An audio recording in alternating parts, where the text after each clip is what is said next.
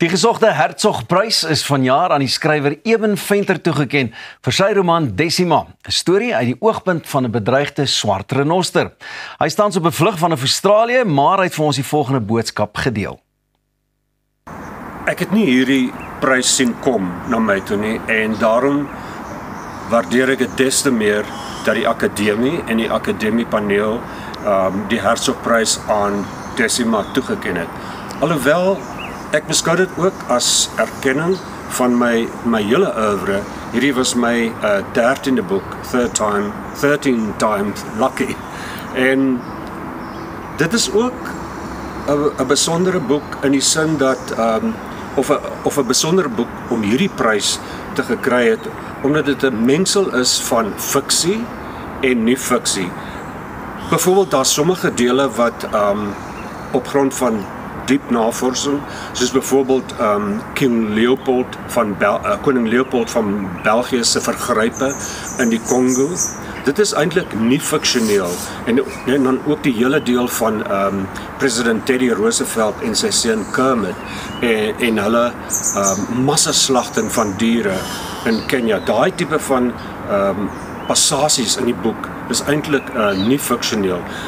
Maar waar dit by fiksie kom is dat ek 'n swart renoster koei, ek noem maar 'n swart renoster moeder, die storie laat binnekom en sy vertel dan self ook deel van haar storie en ook van die geskiedenis van haar, ek noem dit 'n crush of rhinos en ek het die kollektief self uitgedink en ek noem dit 'n stormrenosters. So sy praat met die stormrenosters ook in die verlede, sy time travel so bietjie en sy daag dan op 'n stadium ook vir Teddy Roosevelt uit oor sy wanskapige byvoeglike naamwoord wat hy gebruik oor juis die swart renoster.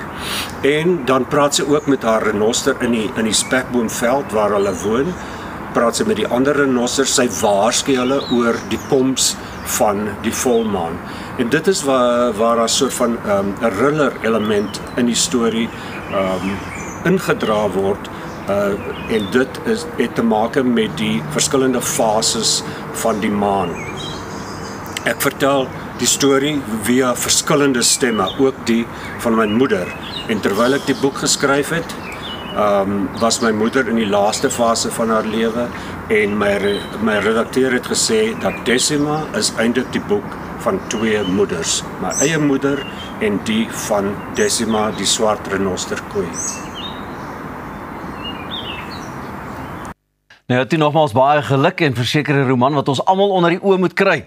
Die prys word natuurlik toegestaan deur die Suid-Afrikaanse Akademie van Wetenskappe en Kuns en ek gesels nou met hulle hoofuitvoerende beampte, Dr. Annelies de Vries. Dok, goeiemôre en welkom. Goeiemôre Pieter, dankie. Lekker om hier so te hê en dankie dat jy so vroeg opgestaan het om ook saam met ons te kan kuier. Vertel vir my net so kortliks, jy weet wie presies is julle? So die Suid-Afrikaanse Akademie vir Wetenskap en Kuns, kortliks die SA Akademie, is 'n organisasie wat al 116 jaar bestaan, reeds in 1909 gestig. En dit was aanvanklik gestig deur 'n klompie mense wat ten doel gehad het om Nederlands te bevorder en die wetenskap in Nederlands.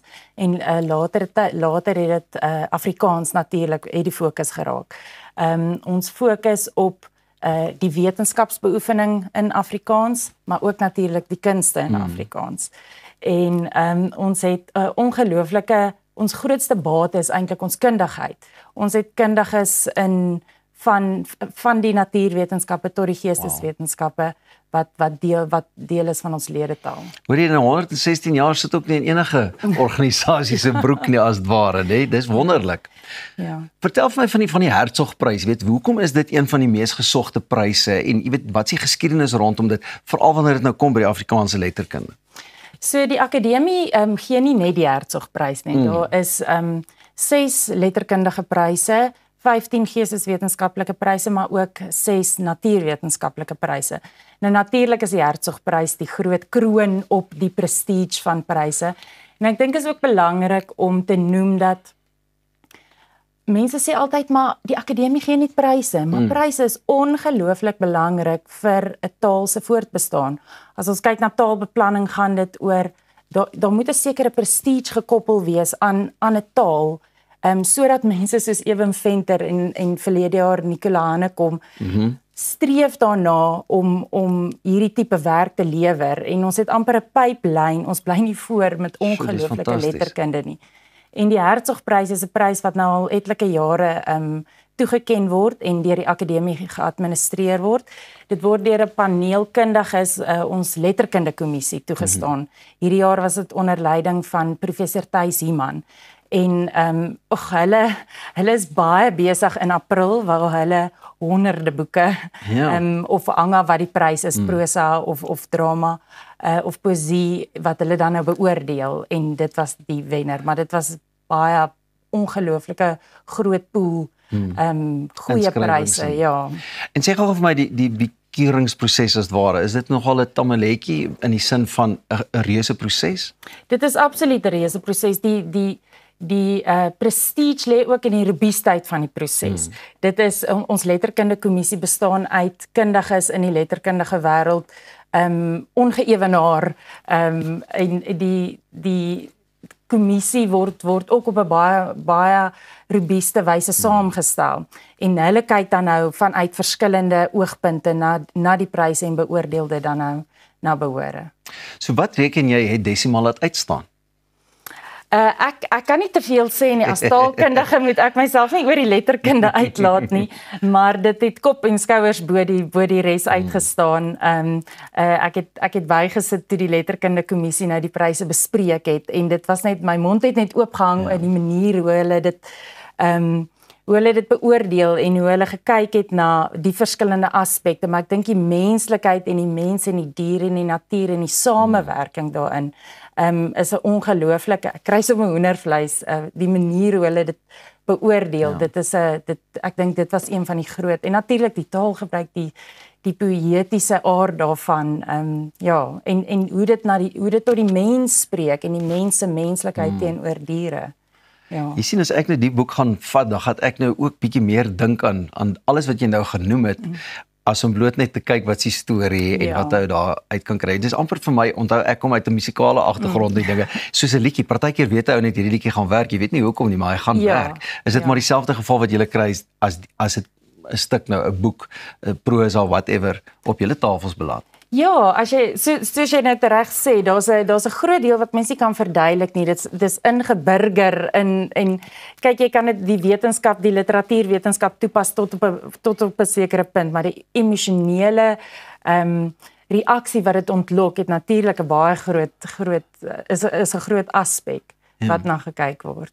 Hou jy self ook baie van lees? Ek neem aan jy doen. Ja, op hierdie stadium lees ek meer beleide en strategieë, maar ek is self baie lief vir lees, ja. Net gou die beursprogram ondersteun ook nagraadse studente wat in Afrikaans skryf. Kan jy 'n paar van daardie suksesverhale deel met ons, of jy weet, opvallende navorsingsprojekte en werke? Ja, so die beursprogram is 'n ongelooflike projek.